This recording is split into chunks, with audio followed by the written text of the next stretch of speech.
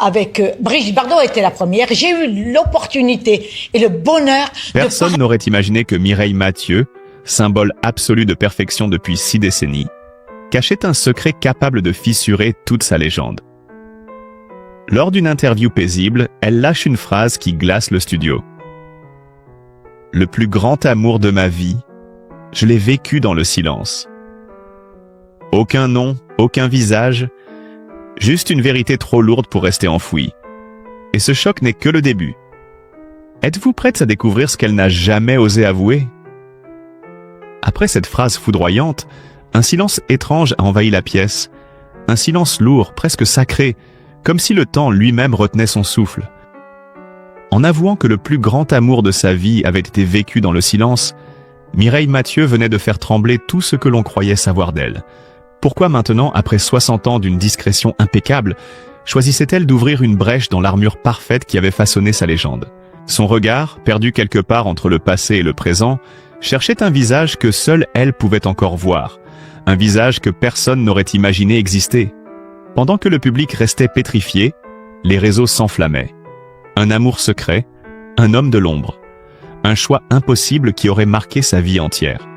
Beaucoup se demandèrent déjà si cette révélation n'expliquait pas cette aura de solitude presque mystique qui l'accompagnait depuis ses débuts. Ce que le monde ignorait, c'est que cet aveu n'était pas spontané. Quelques mois plus tôt, en préparant un coffret anniversaire, elle avait retrouvé une lettre qu'elle croyait perdue à jamais. Glissée entre 2 partitions, jaunie, fragile, elle portait une vérité que même le temps n'avait pas réussi à effacer. Au bas de cette lettre, un prénom apparaissait, simple mais dévastateur, capable de réveiller un passé que Mireille avait tenté d'ensevelir sous la gloire et la discipline. Depuis ce jour, une nuance nouvelle traversait son regard, une douceur mélancolique, comme si la redécouverte de cette lettre avait fissuré l'armure qu'elle avait mis une vie entière à construire. Ce n'était plus la diva internationale que l'on percevait, mais la femme derrière le mythe. Celle qui avait aimé sans témoin, sans promesse, sans avenir possible. Peu à peu, une vérité bouleversante se dessinait. La plus grande voix de France ne s'était jamais autorisée à prononcer « Je t'aime » à celui qui avait compté plus que tous les autres.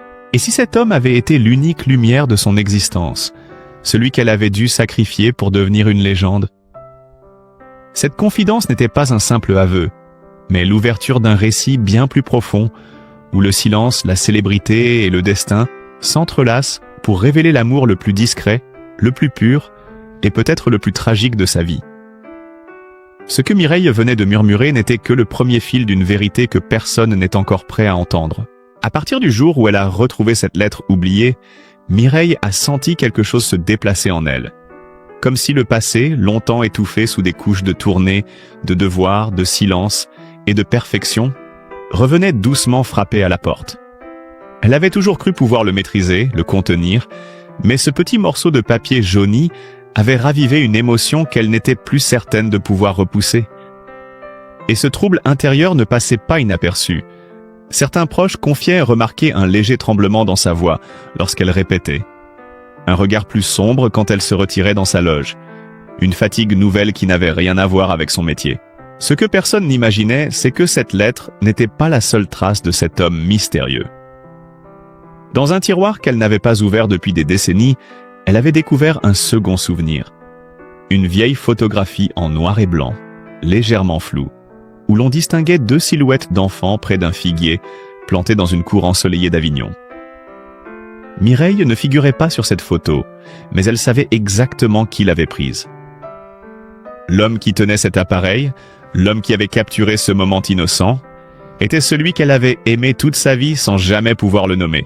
Depuis cette redécouverte, tout semblait prendre une autre couleur. Un parfum, une mélodie, un lieu, tout réveillait quelque chose. Et plus elle tentait de reprendre le contrôle, plus l'émotion gagnait du terrain. La femme qui, pendant 60 ans, n'avait jamais tremblé devant un micro, se surprenait désormais à perdre le fil lorsqu'elle évoquait ses débuts. Elle ne parlait pas encore de lui, mais on sentait qu'un chapitre entier, longtemps verrouillé, s'apprêtait à s'ouvrir malgré elle. Et c'est à ce moment précis qu'un fait inattendu survint, un détail que seuls quelques proches connaissent encore aujourd'hui. Quelques semaines avant son fameux aveu public, Mireille avait secrètement demandé à un assistant de vérifier une information. Une adresse, une date, une trace, quelque chose qu'elle n'avait jamais osé chercher durant toute sa carrière. Elle voulait savoir si l'arbre existait toujours. Cet arbre, ce figuier planté autrefois près de la petite maison d'Avignon. Celui dont la lettre retrouvée parlait. Celui qui, sans le dire clairement, représentait bien plus qu'un simple végétal. Un pacte muet, une promesse d'enfance, un symbole d'une histoire jamais vécue au grand jour. Lorsque son assistant est revenu avec la réponse, Mireille aurait, selon plusieurs témoins, posé sa main sur sa poitrine, comme si son cœur venait de rater un battement. Le figuier était toujours là. Plus grand, plus robuste, presque indestructible. Comme si, malgré le temps, malgré la distance, malgré les silences, quelque chose avait continué de vivre. Cette nouvelle a bouleversé Mireille au point qu'elle s'est retirée du public pendant plusieurs jours. Non pas pour fuir, mais pour affronter ce que, toute sa vie, elle avait refusé de regarder en face. La possibilité que cet amour, même vécu dans l'ombre, ait laissé une empreinte indélébile dans chaque choix, chaque chanson, chaque silence de son existence. Car si la gloire lui avait offert tout ce que le monde pouvait donner, elle lui avait aussi pris ce que le monde ne verrait jamais. Un avenir simple, imparfait, mais profondément humain. Et dans cette tourmente intérieure, une certitude nouvelle s'imposait.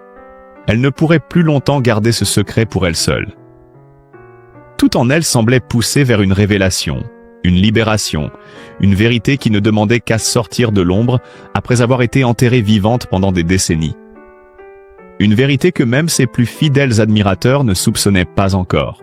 Car l'identité de cet homme, le rôle qu'il a joué dans la vie de Mireille et la raison pour laquelle leur histoire n'a jamais pu exister au grand jour, tout cela restait encore à révéler. Et ce qui devait surgir ensuite était bien plus bouleversant que tout ce qu'elle avait laissé entendre jusque-là. Lorsque Mireille décida enfin de faire face à ce passé longtemps enfoui, un autre détail refit surface, un détail que même elle avait tenté d'oublier. L'identité de cet homme n'était pas un secret parce qu'il était célèbre, dangereux ou inaccessible. Non, il était secret parce qu'il appartenait à un monde que la gloire ne pouvait pas toucher. Un homme simple, presque invisible aux yeux de la société, mais essentiel à ses yeux. Ce n'était ni un producteur, ni un artiste, ni un diplomate, contrairement aux rumeurs. C'était quelqu'un d'Avignon, quelqu'un qui avait partagé son enfance avant que la lumière ne l'emporte ailleurs. Un garçon réservé, discret, qu'il avait encouragé bien avant que les caméras ne se tournent vers elle. Et à mesure que Mireille replongeait dans ses souvenirs, la silhouette de cet homme se précisait. Son regard doux, sa façon silencieuse de comprendre, sa présence rassurante dans un monde où elle se sentait souvent différente. Pourtant, ce qui bouleversait le plus Mireille n'était pas ce qu'ils avaient vécu, mais ce qu'ils n'avaient jamais eu le droit de vivre. Car dans les premières années de sa carrière, alors qu'elle devenait en quelques mois un symbole national, la pression médiatique avait été si forte qu'une seule rumeur aurait pu détruire l'image fragile que l'industrie construisait autour d'elle. Ses proches le savaient, son équipe encore plus, et un soir on lui aurait même conseillé de couper tout contact avec certaines personnes du passé. Une phrase vague mais lourde de sens. Ce soir-là, Mireille n'a pas répondu. Mais elle a compris ce que l'on attendait d'elle.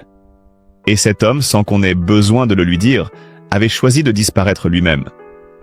Il n'avait jamais cherché à s'imposer, jamais demandé à la rejoindre à Paris. Il avait senti que rester dans sa vie aurait signifié lui faire du mal.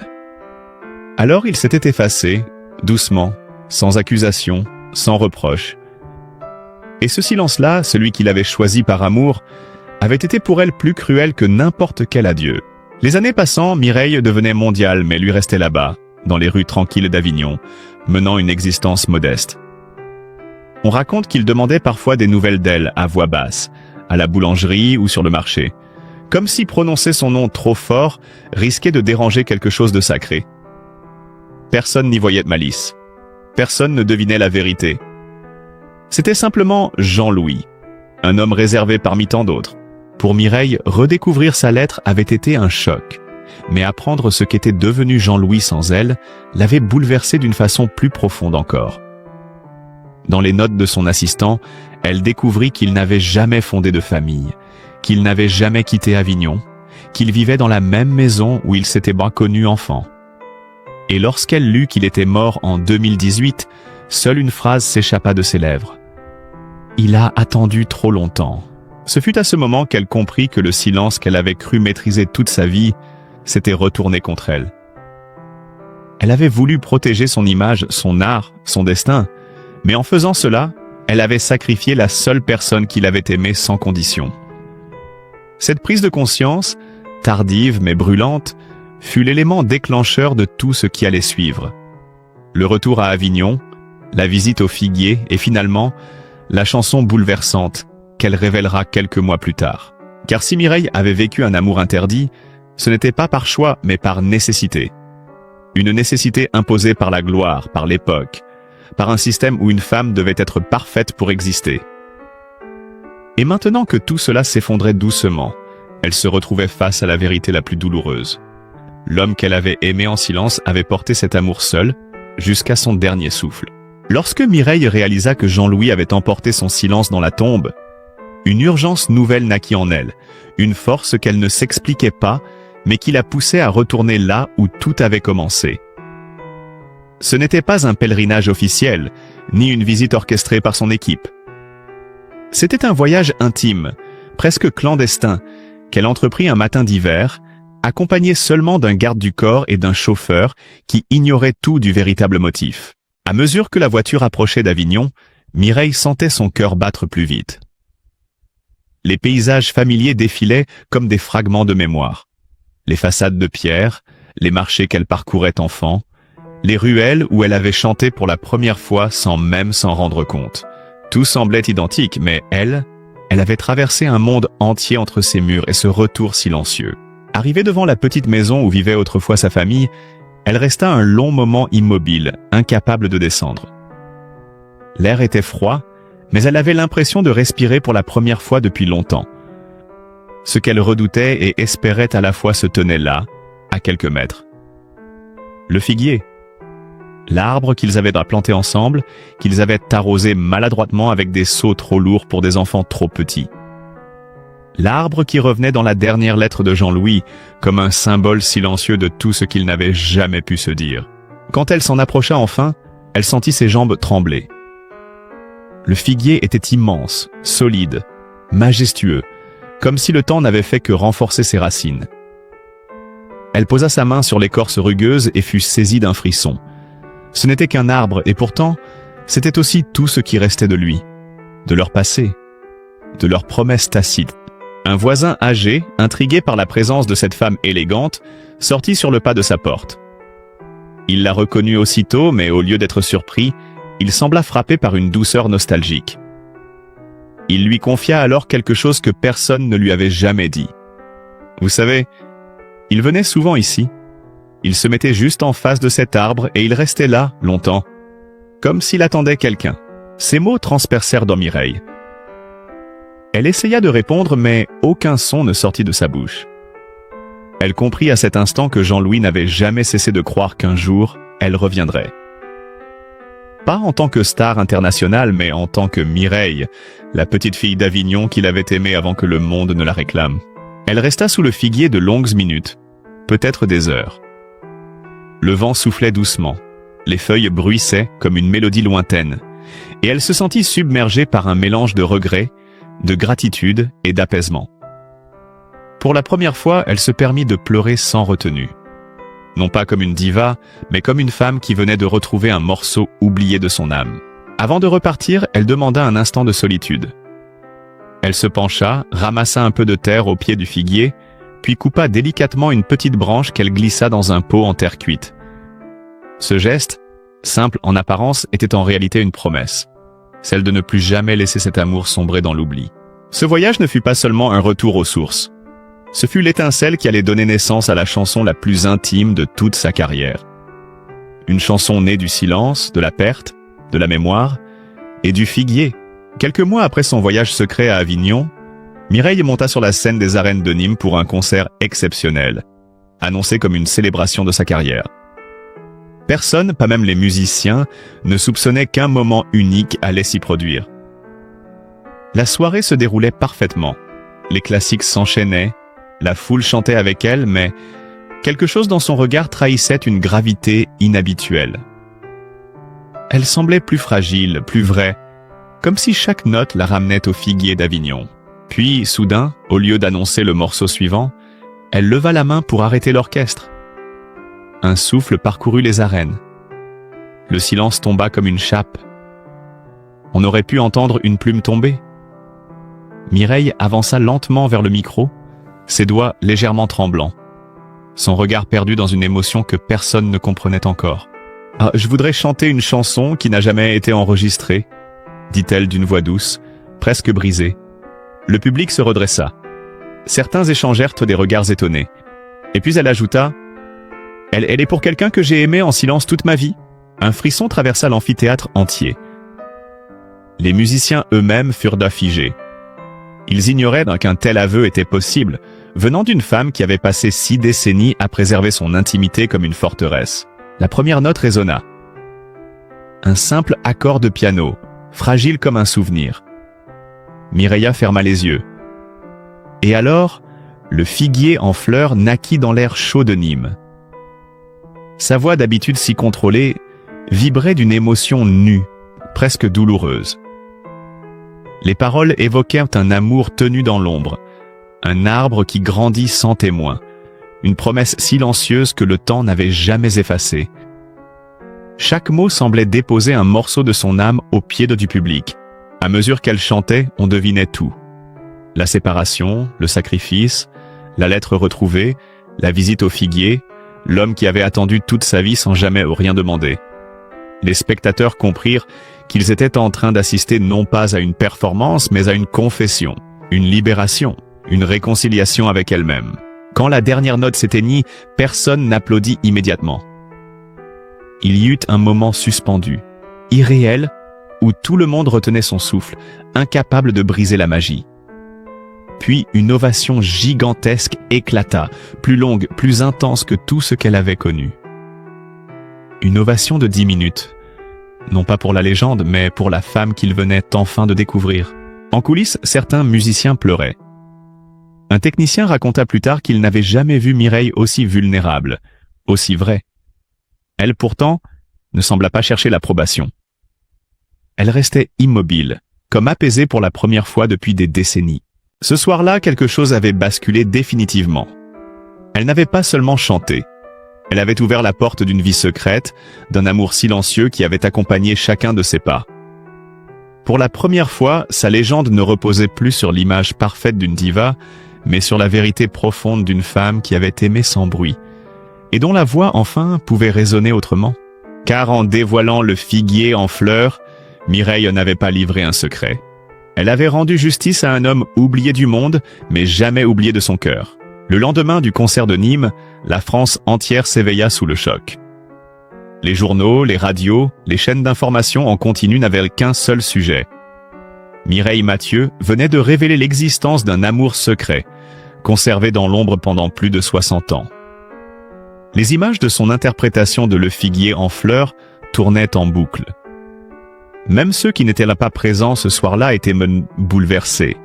Comme si, à travers cette chanson, elle avait ouvert une brèche dans la conscience collective. Rapidement, les spéculations se multiplièrent. Les chroniqueurs culturels tentèrent d'analyser chaque vers de la chanson, chaque silence, chaque tremblement de voix. Certains affirmaient que l'homme devait être un artiste connu, d'autres qu'il s'agissait d'un amour impossible lié à la politique internationale. Plus les théories circulaient, plus Mireille restait silencieuse, refusant délibérément de nourrir la curiosité. Mais ce silence ne faisait qu'attiser le feu. Les fans, eux, se mirent à chercher des indices. Ils fouillèrent les archives, les photos anciennes, les interviews poussiéreuses des années 60. Plusieurs internautes jurèrent avoir repéré un jeune homme discret à l'arrière-plan de certaines images d'Avignon.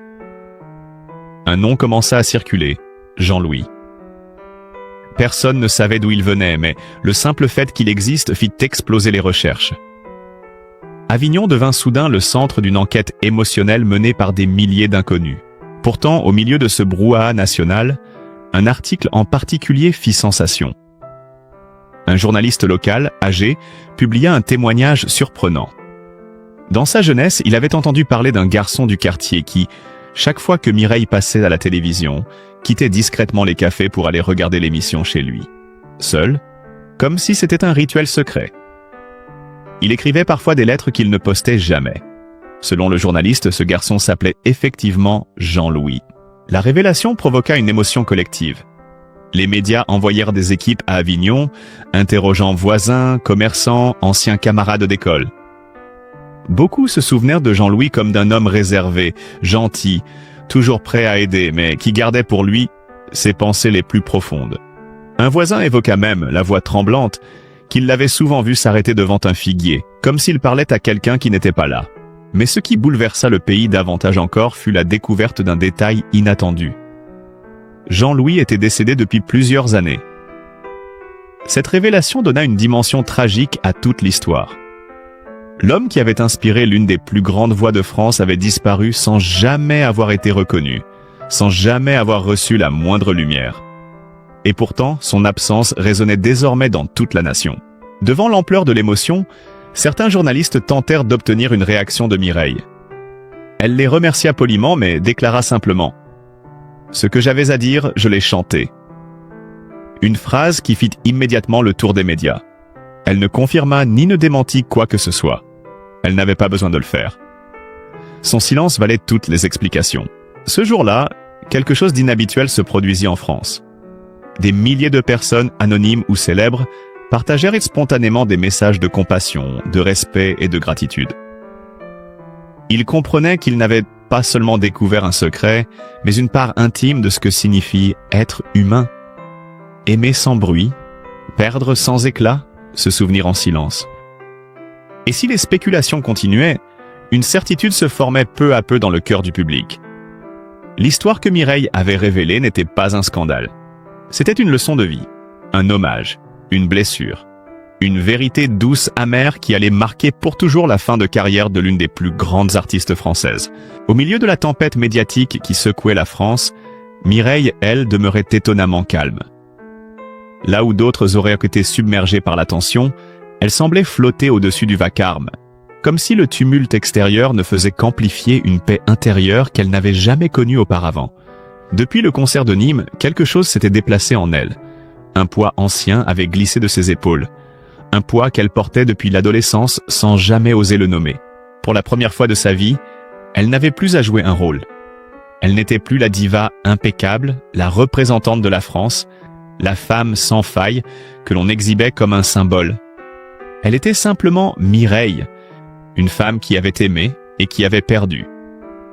Et étrangement, cette vulnérabilité nouvelle ne la fragilisait pas. Elle la rendait plus forte, plus vraie, plus humaine. Elle se surprenait même à respirer différemment, comme si chaque inspiration ouvrait une fenêtre sur un futur plus léger. Ses proches remarquèrent immédiatement ce changement. Elle riait davantage, d'un rire plus spontané, moins contrôlé. Elle restait un peu plus longtemps à table après les repas, racontant des anecdotes qu'elle n'avait jamais évoquées auparavant. Quand on lui parlait du concert, elle souriait doucement, mais sans chercher à commenter. Elle laissait les autres interpréter, imaginer, ressentir. Le silence qu'elle avait autrefois utilisé pour se protéger devenait maintenant un refuge apaisant. Pourtant, dans cette tranquillité nouvelle, il y avait aussi un fond de mélancolie. Une mélancolie douce, presque lumineuse, qui ne cherchait pas à raviver la douleur, mais à lui donner un sens. Mireille savait que ce qu'elle avait partagé avec le public n'était pas une faiblesse. C'était un hommage, un geste d'amour qui traversait enfin les frontières qu'elle s'était imposées durant toute sa carrière. Et dans cet hommage, elle avait retrouvé quelque chose qu'elle croyait perdu, la liberté de dire sans dire, d'avouer sans s'exposer. Un soir, alors qu'elle feuilletait de vieux albums de photos, elle tomba sur une image d'Avignon. Non pas celle du figuier, mais une photo de rue, banale en apparence. Pourtant, elle la fixa longuement, comme si elle attendait qu'un souvenir se révèle. Au lieu de pleurer, elle sourit. Elle comprit que la douleur n'efface pas la beauté d'un souvenir. Elle la magnifie. Elle réalisa aussi que, pour la première fois depuis des décennies, elle n'avait plus peur de se rappeler. Les médias continueront d'insister, proposant interviews, documentaires, émissions spéciales. Certains allaient même jusqu'à lui offrir des sommes astronomiques pour obtenir la vérité complète. Mais Mireille refusait calmement chaque demande. Ce qu'elle avait dit sur scène était suffisant. Ce qu'elle avait laissé dans la chanson était plus clair que n'importe quelle explication. Et ce qu'elle gardait dans son cœur n'appartenait à personne d'autre. Peu à peu, le pays comprit ce silence. Il n'était plus frustrant. Il était respecté, admiré. Les artistes plus jeunes lui rendaient hommage, non pour sa carrière immense, mais pour son courage d'avoir brisé le mythe de la perfection. Certains affirmèrent même que ce moment de sincérité avait davantage marqué l'histoire de la musique que n'importe quel album. Et dans le calme qui suivit l'orage médiatique, Mireille sentit qu'un nouveau chapitre commençait. Un chapitre différent, moins éclatant, mais infiniment plus vrai. Elle n'avait plus besoin de cacher ce qu'elle avait perdu, ni de dissimuler ce qu'elle avait été. Elle avançait désormais avec une certitude nouvelle. Parfois, il suffit d'un aveu murmuré, d'une chanson offerte, d'un figuier qui survit au temps, pour rendre à une vie entière toute sa lumière. Si l'histoire de Mireille vous a touché, alors prenez un instant pour ressentir toute la force silencieuse qu'elle a apportée durant sa vie. Derrière la légende, il y avait une femme qui a aimé sans bruit, qui a sacrifié ses émotions pour offrir au monde sa voix. Ce qu'elle a révélé n'est pas un scandale, mais un rappel profondément humain. Même les êtres les plus admirés portent des blessures invisibles et des souvenirs qu'ils n'osent pas toujours partager. Aujourd'hui, nous pouvons lui offrir quelque chose en retour. Notre compréhension, notre tendresse, notre respect. Montrez-lui que son courage n'a pas été vain. Montrez-lui que son aveu, aussi discret soit-il, a trouvé un écho dans nos cœurs. Si vous souhaitez soutenir cette série d'histoires vraies et émouvantes, n'hésitez pas à aimer la vidéo, la partager autour de vous et vous abonner à la chaîne. Chaque geste compte et c'est grâce à vous que nous pouvons continuer à raconter ces récits que personne n'a jamais osé dire à voix haute. Et souvenez-vous de la leçon que nous laisse cette histoire. Dans la vie, l'amour n'a pas toujours besoin d'être visible pour être réel. Parfois, les émotions les plus profondes se vivent en silence, mais elles n'en sont pas moins vraies. Prenez soin des personnes que vous aimez, tant qu'il est encore temps.